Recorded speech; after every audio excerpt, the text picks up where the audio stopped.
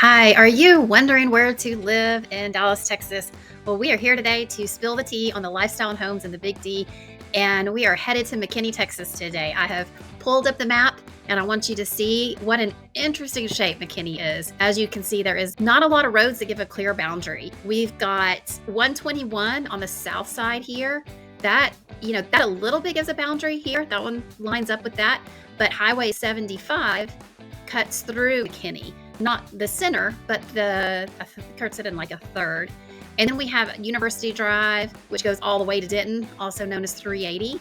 By the way, we have different names for these. Like 121, that is a tollway, and it is also called the SRT, or Sam Rayburn Tollway. And 380, usually it's just called 380, sometimes University Drive. And then we have 75, and sometimes that's also called 75 is sometimes called Central Expressway. But this one, the Sam Rayburn, you're going to be paying a toll for. So McKinney is a little bit patchwork, as you can see. And one thing you want to keep in mind is that when you're looking at schools, McKinney doesn't just have McKinney ISD. Some of the schools feed into Salina, into Prosper over here, into Melissa ISD. Some go to Lovejoy ISD or Allen ISD, and also Frisco ISD. So you do want to pay attention to school districts. The good news is all of those school districts around are also good. So McKinney gets an A rating on niche.com. You can check that for yourself. But this is one of the newest things here is McKinney is getting this McKinney National Airport. That's supposed to open at the end of 2026, expected to handle about 200,000 passengers a year. It's got 4 terminals. It's set up to have 6 terminals. And also one of my favorite places is the downtown area, which comes off of McKinney Avenue. You've got a couple of one-way streets here with Louisiana was one way and Virginia's the other way. And then here's just like the downtown area here. So that's one of my favorite little areas. There's the courthouse right there. Rick's Chop House, that's a favorite. A lot of people like that. The Yard, a lot of people are there on the weekend. They're really getting some really great restaurants in McKinney. I mean, it's always been pretty cool, but it's getting even better. Hutchins BBQ, probably one of my favorites. That's up this way. I know I have it marked on here. You're definitely going to check out Hutchins. It just smells amazing. And McKinney goes, it's kind of on the northern edge. It's the county seat for Collin County.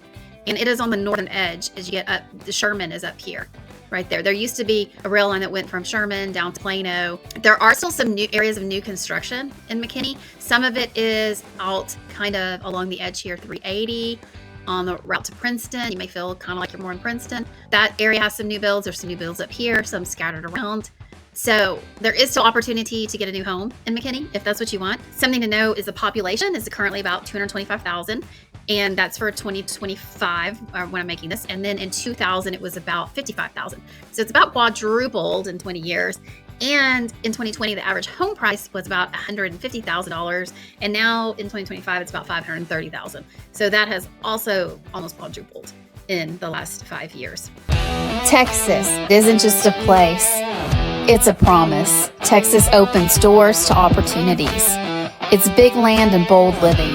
And whether it's city lights or country nights, Texas has it all. No state income tax, a booming economy, strong values, strong families. Your future starts here. Buy bold, live free, and own Texas. Your only decision is where to live in Texas. Whether you savor wide open skies or skyline views, our team in Dallas and trusted partners across Texas are here to guide you every step of the way. To be a part of Texas tomorrow, call today. Don't delay. Call Janée. Hang in with me to the end of this video because I'm going to show you a Texas treasure, by the way, that is something I think you're going to like. And keep in mind, if you're moving in a week, a month, or a year, my team, Where to Live in Dallas, Texas, is here to help you make that Texas transition. You can book a call, send an email, or schedule a Zoom, and that's my favorite. All the information's in the description and pinned to the top of the chat below. So remember, don't delay, call Janée. We will be here to help you make the best use of your time and be efficient in doing your research and planning your move. So a couple of things about McKinney. In low traffic time, like if you're going to the airport at 5 a.m., you could probably get there in 30 minutes. Now, Other times, you know, it all depends. Sometimes there's wrecks or construction or whatever, might take longer, but that would be the very best case scenario is 30 minutes. To the Star in Frisco could be 17, 20 minutes at a really good time, but probably it's going to be more like 25, 30. And it also depends on what part of McKinney you're in. And to get to downtown, again, no traffic. You could be there in 30 minutes. Probably I'd give myself an hour though, because most of the time it's probably gonna be more like 45, 50 minutes. But if there is a wreck on Central or a backup or anything, then that is gonna affect that timing. So on the map, it looks really, really close to everything. But, you know, we do have a lot of people and traffic does really back up. I just tonight was driving on 380 and it was, they were putting out these huge signs. It was really cool. They were on the back of the truck and it completely backed up traffic because they blocked a lane. And, you know, there's always stuff like that going on.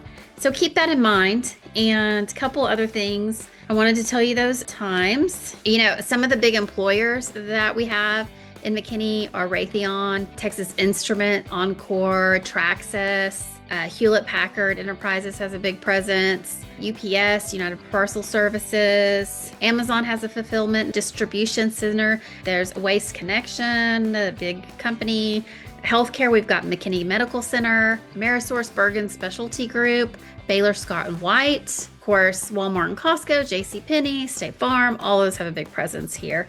And City of McKinney is a big employer, as well as there's a lot in professional services and food and entertainment. So there are a lot of employers in McKinney, and as the population grows, so do the jobs. So it's becoming a very, very diverse group of people. And one of the things that's really neat about McKinney are some of the historic districts in the old area. And stick with me and I'm gonna show you something special. Hey, thanks for hanging in to this part of the video, because now I'm gonna talk about a little Texas treasure here in downtown McKinney. It's actually just off downtown McKinney, and it's called Chestnut Square Heritage Village. And it's a curated collection of homes that weren't necessarily homes and buildings. There's a little chapel, and they represent, or they are homes from like the 1850s to early 1900s. So that you can come down here and see what McKinney's heritage was. And they're beautifully maintained and restored. And it is just like, you just need to come down here. The Ferris House, I don't know if I'm saying that correctly, Ferris House, built in 1854. And the numbers are out here. Look at the Johnson House behind me, 1870. Really lets you see what some of this architecture was like. You've got little Dixie's store back there. And here's the chapel. Chapel is darling right behind me. There you go. And this is really close to the location where sometimes they hand out the maps for the tour of homes. Little Dixie's store behind me. And okay, so you know what's so fun inside this little Dixie store? It's the ice cream maker museum. And they have all kinds of different ice cream makers inside this museum. That is a very niche collection to have, right? But did you like the homemade ice cream growing up? You know, with the salt and all of that. It always had a good flavor. Sometimes it could melt kind of fast. Oh, here we are. The Bevel House, 1920. Okay, I thought I was coming up on somebody's house. Oh no. Yeah. So this is our reception hall for any kind of events. Ooh, can I see it? Or is it? Oh, absolutely. Okay, so here's the reception hall for a wedding. Oh, it's getting ready for a wedding. How lucky. No, it's getting ready for our holiday tour of homes. Oh, that's right. Okay, so the holiday tour. Is this where you're having the breakfast tea? Yes, the breakfast tea, and then we also added the dessert this year. And this is all sold out, I'm sure, right? The breakfast I believe tea. They have closed they've closed it. Shoot. Yeah. So we almost did the breakfast tea last year, but it was so fun. We're gonna have to do it. My daughter and I did the tour of homes last year. And do you have the sheet of like what's on the tour? The houses? Yeah. I do not. I think they have been released though. I think they're on the website. They're decorating. Look at this. This is where the breakfast tea is gonna be in the morning. And I totally planned this, that I would just walk into this, just so you know. Look at it, it's so cute. So cute. No, she's here. We just didn't really talk about it, if we were gonna do it. So this house was built in 1920. Correct. This is the Bevel House. Do you know the history of this one? I don't really know if there's a whole lot of history. I know that pretty sure the last people that lived here was like the 1980s, and then we bought it. Bought it in the 80s? And turned it into this. They did add a wall, so like it was just, I think there was a wall there. Okay. And so we knocked that down and they added the extra. You know, I'm trying to remember now if I've been to a wedding reception here. I'm sort of thinking, I sort of think I might have. Oh, I love your bag. I need to get one of those. Oh yes, there's so Hulkin. I need to get one of those bags. Yeah, this is where we have all the reception. Cute. There's the sign for the holiday tour of homes right there. Chestnut Square. There was a sign that said ask about our pit tours, so I asked at Hutchins BBQ. And I'm gonna get to go in the back now. I'm getting a private tour of the ovens at Hutchins BBQ. Wow, look at these. These are pits 5 and 8. Yeah? 5 and 6 are made by a company in Texas called JPAR Manufacturing. Okay. They've been building these pits since 1976. Wow. Pits 7 and 8 were built by a company called M&M Barbecue Company. They're out of Hutchin, Texas. Okay. They've actually been servicing J&R pits for about 20 plus years. So these are J&Rs? These are J&Rs. That's my initials. Yeah. Yeah, JR. Those are M&Ms over So there. these are probably the best ones. I like those a little bit Oh, better. you like the The M&Ms. M&Ms, they Okay. got a little bit more robust parts and stuff to them. Okay. What I'll do You know, is- they look the same. They look the same, but the internal components Okay. are a little Are different. you going to open one up for me? I'll open this pit so you can kind of see the brisket Is there something cooking? right here. So gonna get to briskets see take it. about 16 hours to cook. Open it. We go through about 40,000 pounds of meat every single week. 40,000 pounds of meat ma'am. every week. Here it goes. We're going to get to see this. About 25,000 pounds of that is going to be our brisket. Look at that. So the briskets that you're going to brisket. see tonight are all American Wagyu briskets. During the week, it's USDA Prime. You do Wagyu briskets on the weekend and USDA Prime during the week. I didn't know. So those are Wagyu briskets. That We've been doing that smells for a couple- amazing. A couple months now. That's new. I know what I'm gonna get.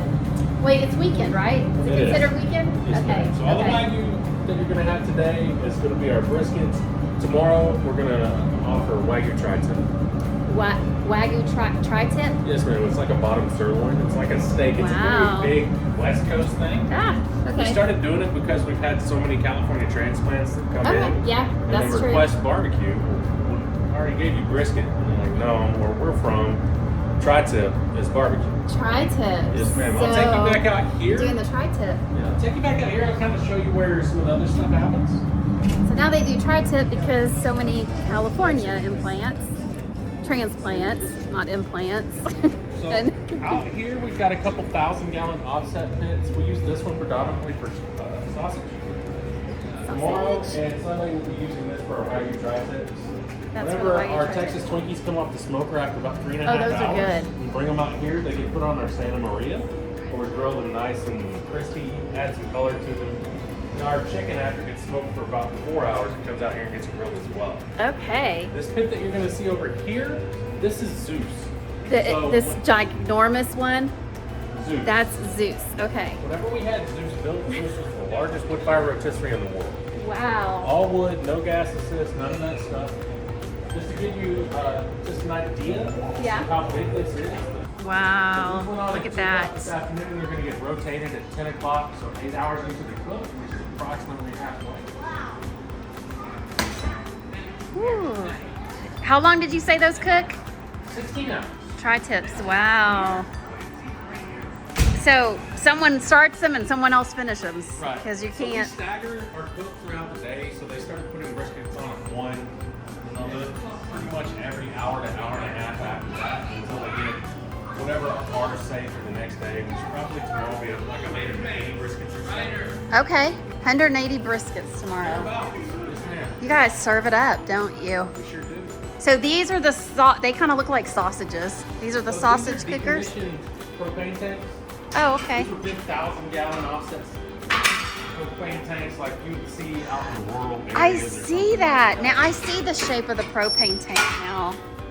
These are traditional style pits, so you're gonna have your fire and then your So that catches all the smoke.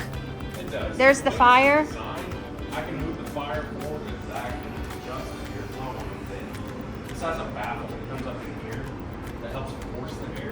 out to the edge because these are very, very long, so 25 feet. Wow. It smells so good. What's cool though is if you want to come over here, Okay.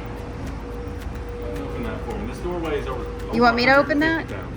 You think I can? You think I can open 150 pound? Well, yeah. Oh, because you've got that levered. I've got a few briskets on here that Ooh. are about to come off. Look at those. They're all. What are they wrapped in? Paper? Butcher paper. You wrap them in butcher paper. Why? So it helps retain the moisture. So they get tallow and then they get wrapped in butcher paper and then we put tallow over the butcher paper so that all that moisture stays with it. So they're wrapped in fat and paper. Basically. Yeah. Fat's flavored. Well, yeah, it is. That's why we like it. Yes, ma'am. Wow. Tell me your name. My name is Zach. Thank you, Zach. Yes, ma'am. Thank you for the. It's a pleasure to meet you. Thank you. Now I'm Yes, gonna ma'am. have to go have a little Hutchins BBQ. Smelled wonderful. Do y'all do the tours all the time? Friday, Saturday, Sunday. Okay. Thank you. So I just did the tour of Hutchins BBQ. They do it Friday, Saturday, Sunday. Got to see all these different pits and how they're used. It was super cool. So now I'm gonna go get line. This is where you order your meat right here. Yum. It smells so good in here.